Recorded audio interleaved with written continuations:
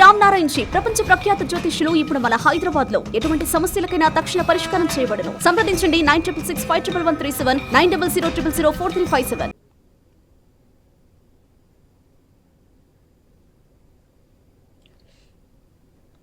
YS Sharmila సునీతపై fire అయ్యారు వైఎస్ఆర్ సోదరి Vimala Reddy. YS కుటుంబ ఆడపడుచులు అన్యాయంగా మాట్లాడుతున్నారని, వైఎస్ కుటుంబ పరువును రోడ్డుకు తీసుకొస్తున్నారని విమల ఆవేదన వ్యక్తం చేశారు. షర్మిల సునీతలు ఏది మాట్లాడినా కూడా కరెక్ట్ అని ఎలా అనుకుంటారని, వివేక హత్య కేసులో నిత్యం అవినాష్ రెడ్డిపై ఆరోపణలు గుప్పిస్తున్నారని ఆమె మండిపడ్డారు. తమ ఇంట్లో అమ్మాయిలు ఇలా మాట్లాడుతూ కుటుంబాన్ని అల్లరి పెట్టడం బాధగా అనిపిస్తుందని అన్నారు. షర్మిల కొంగు పట్టుకుని ఓట్లు అడుగుతున్న వాళ్ళు వైఎస్ఆర్ బిడ్డ ఎలా అవుతారంటూ ఆమె ప్రశ్నించారు.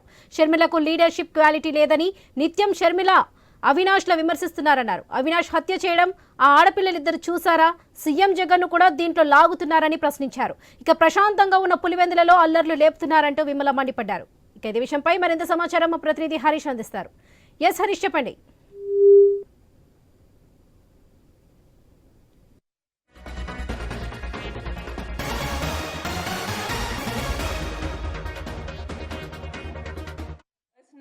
నిన్న రాత్రి నేను ఒక వీడియో చూస్తా ఉన్నాను, వీడియో క్లిప్పింగ్ ఫ్రమ్ అక్కడ మా షర్మిలమ్మ కొంగు పట్టుకొని ఓట్స్ అడుగుతుందండి. పాలిటిక్స్లో సెంటిమెంట్ ఈ కొంగులు పట్టుకొని అడగడం వల్ల గెలవగలిగితే మరి లీడర్షిప్ క్వాలిటీ ఎక్కడుందండి? అక్కడ అనవసరంగా అవినాష్ని దినమంతా హత్య చేసినాడు అని చూసినారా వాళ్ళు హత్య చేసినట్లు? ఎవరైతే హత్య చేశాడో వాడేమో బయట తిరుగుతున్నాడు. మరి వివేకమన్నని చంపిన వాళ్ళు వివేకమన్న నాకు క్లోజ్ కాదా? వీళ్ళిద్దరి పర్సనల్ అజెండాతో పర్సనల్గా వాళ్ళు ఎన్ని కక్షలు పెట్టుకున్నారు జగన్ మీద కానీ అవినాష్ మీద కానీ. దీనివల్ల ఏమవుతుంది, రాష్ట్రం అంతా అల్లకల్లోలం అయిపోతా ఉంది. కానీ మీరు చేసేది మాత్రం చాలా తప్పమ్మా షర్మిలమ్మ, సునీతమ్మ. పులివెందుల్లో కడపలో జరుగుతున్న ఎంత డెవలప్మెంట్ నీకు కనపడడం లేదా?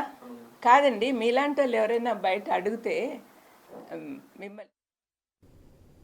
వైఎస్ షర్మిల సునీతపై ఫైర్ అయ్యారు వైఎస్ఆర్ సోదరి విమలారెడ్డి. వైఎస్ కుటుంబ ఆడపడుచులు అన్యాయంగా మాట్లాడుతున్నారని, వైఎస్ కుటుంబ పరువును రోడ్డుకు తీసుకొస్తున్నారని విమల ఆవేదన వ్యక్తం చేశారు. ఇక షర్మిల సునీతలు ఏది మాట్లాడినా కూడా కరెక్ట్ అని ఎలా అనుకుంటారని, వివేక హత్య కేసులో నిత్యం అవినాష్ రెడ్డిపై ఆరోపణలు గుప్పిస్తున్నారని ఆమె మండిపడ్డారు. ఇదే విషయంపై మరింత సమాచారం మా ప్రతినిధి హరీష్ అందిస్తారు.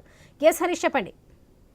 వరలక్ష్మి, ప్రస్తుతం వైఎస్ ఫ్యామిలీలో నెలకొన్నటువంటి కుటుంబ విభేదాలకు సంబంధించినటువంటి అంశంలో కీలకమైనటువంటి వ్యాఖ్యలు చేశారు విమలారెడ్డి. ప్రధానంగా ఆనాడు వైఎస్ బతికుండగా ఎవరైతే ఆయనకు వ్యతిరేకులు ఉన్నారో, ఆయన రాజకీయంగా ఆయనకి పైన వ్యతిరేకంగా పనిచేశారో వాళ్ళందరూ కూడా ప్రజెంట్ సునీత అదేవిధంగా వైఎస్ షర్మిల వెనక ఉన్నారు. వాళ్ళ ట్రాప్ లో వీళ్ళిద్దరూ పడ్డారు. దీనివల్ల కుటుంబ పరువు పోతుంది. అదేవిధంగా వైఎస్ ఫ్యామిలీకి సంబంధించినటువంటి పరువు అంతా కూడా రోడ్డును పడాల్సినటువంటి పరిస్థితి ఏర్పడింది.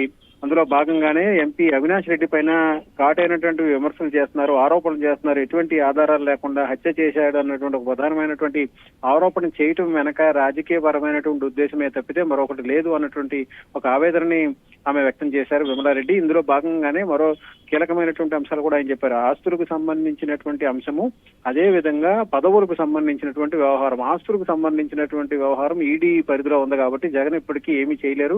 పదవులకు సంబంధించినటువంటి వ్యవహారంలో జగన్ మొదటే చెప్పారు, ఎప్పుడైతే ముఖ్యమంత్రి గెలిచిన తర్వాత 151 సీట్లు గెలిచిన వెంటనే కుటుంబ పరమైనటువంటి ఇన్వాల్వ్మెంట్ ని తీసుకోమాకండి, ఒత్తిడి తేమాకండి, తనపై ఒత్తిడి తేవద్దని చెప్పి జగన్ గతంలోనే చెప్పారు.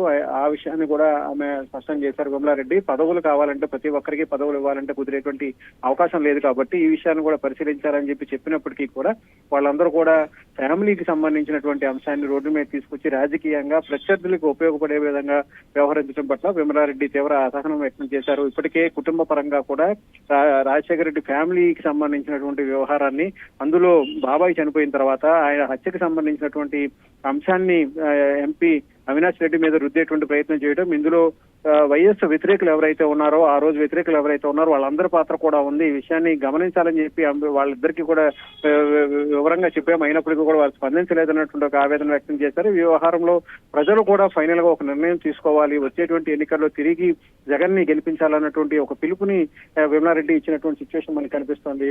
Varalakshmi. Right Harish, thank you.